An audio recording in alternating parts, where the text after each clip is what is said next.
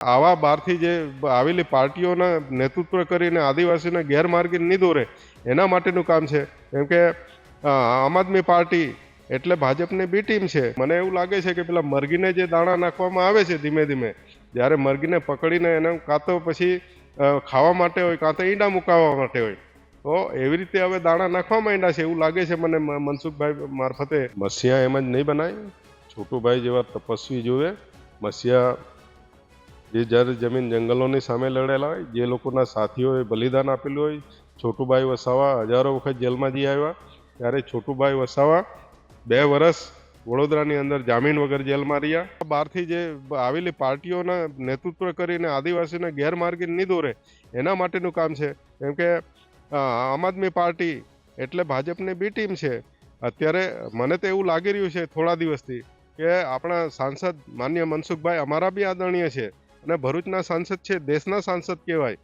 તો એમણે પણ હમણાં તમે જોઈ લો મકર સંક્રાંતિને એક સ્ટેટમેન્ટ તમે જ લીધું છે એની અંદર કે ભાઈ હવે મામા ભાણિયાનું થોડું મિલન થાય તો સારું, ગોળ ખવડાવો, ચીકી ખવડાવી, કંઈ વાંધો નથી. મને એવું લાગે છે કે પેલા મરઘીને જે દાણા નાખવામાં આવે છે ધીમે ધીમે, જ્યારે મરઘીને પકડીને એને કાં તો પછી ખાવા માટે હોય કાં તો ઈંડા મુકાવવા માટે હોય, તો એવી રીતે હવે દાણા નાખવા માંડ્યા છે એવું લાગે છે મને મનસુખભાઈ મારફતે.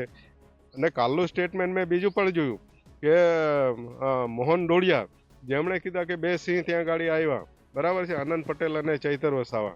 તો શું આ ધીમે ધીમે અમને એવું લાગે છે કે ભાજપના જે આગેવાનો છે એના મોડેથી બોલવાનું આવે છે, એટલે આવનારા સમયની અંદર ચૈતરભાઈને આ લોકો ધીમે ધીમે દાણા નાખી અને ભાજપમાં લઈ જવાની આખી યોજના છે.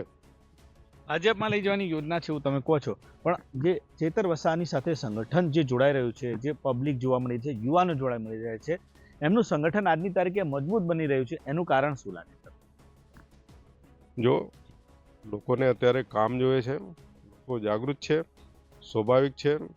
આજે ચૈતર વસાવા યુવાન છે, ડીજે લાવે છે, બીજી બધું ઘણી યુવાનો અત્યારે આકર્ષાય છે.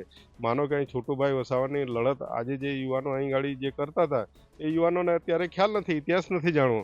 એટલે ઇતિહાસ જાણ્યા વગરના બધા યુવાનો જે છે અત્યારે જે કંઈ યુવાનો એમની સાથે છે, પણ આવના એ કોઈ મતમાં પરિવર્તન થવાના નથી. આપ તમે જોઈ લો કે ભરૂચની અંદર લોકસભાની અંદર આમ આદમી પાર્ટીએ કોંગ્રેસ સાથે ગઠબંધન કરીને ચૈતર વસાવાને સાંસદની ટિકિટ અપાવી, જેના કારણે આટલા બધા મત મળ્યા એ કોંગ્રેસના મત હતા. એટલે એમને ફૂલાઈ જવાની કંઈ જરૂર નથી. આવનારા સમયની અંદર ઇલેક્શન આવશે એની અંદર ખબર પડી જશે કોના વોટ કેટલા છે તે.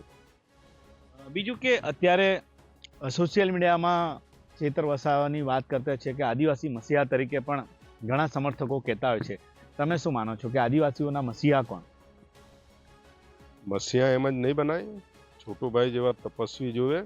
મસીહા જે જર જમીન જંગલોની સામે લડેલા હોય, જે લોકોના સાથીઓએ બલિદાન આપેલું હોય. છોટુભાઈ વસાવા હજારો વખત જેલમાં જઈ આવ્યા, ત્યારે છોટુભાઈ વસાવા 2 વર્ષ વડોદરાની અંદર જામીન વગર જેલમાં રહ્યા. એવી રીતે હજારો કેસ એની પર થયા અને છોટુભાઈ વસાવા એક વિચારધારાથી ચાલે છે. અને આજે પણ એ વિચારધારાને લઈને એને નામ આદિવાસી મસીહા કહેવાય.